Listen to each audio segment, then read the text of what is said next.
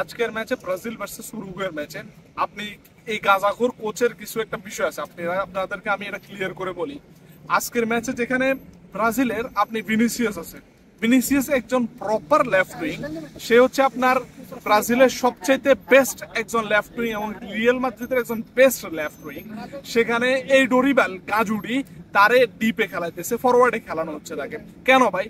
আপনার কাছে একজন প্রপার লেফট উইং আছে, আপনি তাকে কেন না খেলাইয়া সেখানে আপনি অন্য একটা প্লেয়ারকে সেখানে আনি খেলাইবেন? গেল একটা। এখন যেহেতু আপনি ওরে ডিপে খেলাইলেন, ওকে আমি মানে নিলাম আপনার সেখানে কোনো না কোনো একটা কারণে আপনি তাকে ডিপে খেলাচ্ছেন, তাকে ফরওয়ার্ড লাইনে খেলাচ্ছেন গোল পাওয়ার জন্য বা ফিনিশটা ভালো করার জন্য, ওকে আমি মানে নিলাম। তো এখানে আপনি ইগার জেসুস এই ছেলেটারা আপনি কেন খেলাইতেছেন? ইগার জেসুসের কাজটা কি এখানে? যেহেতু আপনি একটা ফরওয়ার্ড বানাই নিছেন ভিনিসিয়াসে, সেখানে আপনার ইগার জেসুসের দরকার ছিল না, আপনি ইগার জেসুসের রাখছেন। যদি আপনি এমনটা খেলবেন, আপনার প্ল্যানটা এমনটা হচ্ছে, তাহলে আপনি একজন মিডফিল্ডার বাড়াইতেন ইগার জেসুসের না নিয়ে। আপনি ইগার জেসুসের ফরওয়ার্ডে মানে ডিপে খেলাচ্ছেন, সেন্টার ফরওয়ার্ডে, এরপরে ভিনিরিও আপনি সেন্টার ফরওয়ার্ডে দিচ্ছেন। তাহলে আপনার এখানে মিডলে কে খেলতেছে? আপনার সাবিনোরে খেলাইতেছেন। সাবিনো ভালো player, I appreciate him, but তার খেলার মধ্যে যে ড্রিবলটা করে সবাই তার সাথে নেইমারের সাথে তুলনা করে, এস্তেবাওর সাথে নেইমারের সাথে তুলনা করে।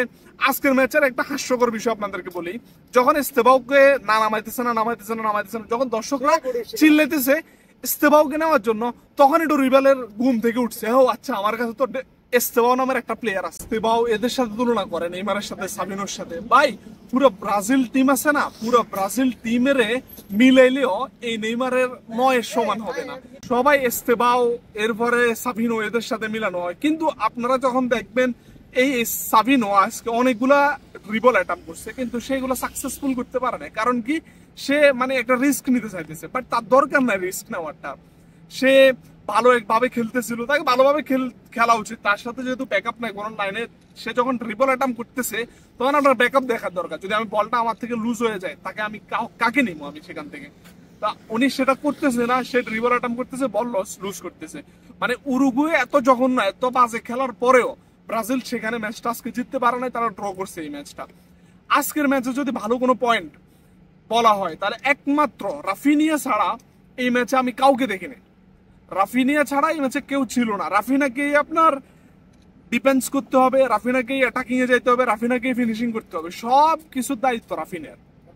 এভাবে আসলে একটা টিম চলান। এরপরে সেখানেই ছিল আপনার দানিলো নামের একটা প্লেয়ার। এই দানিলোরে কেন নেই এই ডোরিবাল নিজেও জানে না। Why Danilo is here nobody নোস।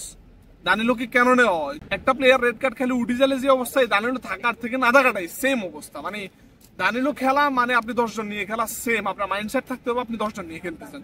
So এভাবে আসলে ব্রাজিল হয়তো 1-2টা ম্যাচ জিতে যাবে, বাট আনফরচুনেটলি ব্রাজিল ভালো একটা টুর্নামেন্টে যাইতে পারবে না। আমরা অনেকেই এই নেইমারকে যখন নেইমার ছিল তখন নেইমারকে অনেকেই ব্রাজিল ফ্যানরা খুদ তাকে পপকর্ন মারা হয়েছে, তাকে অনেক অসম্মান করা হয়েছে। এখন তারা বুঝতেছে যে নেইমার না থাকাটা কতটা দুর্ভাগ্য ব্রাজিলের জন্য। এই নেইমার ছাড়া ব্রাজিলকে ধরার বা উঠানোর কেউ নাই। এই ব্রাজিলের একমাত্র কান্ডারি নেইমার।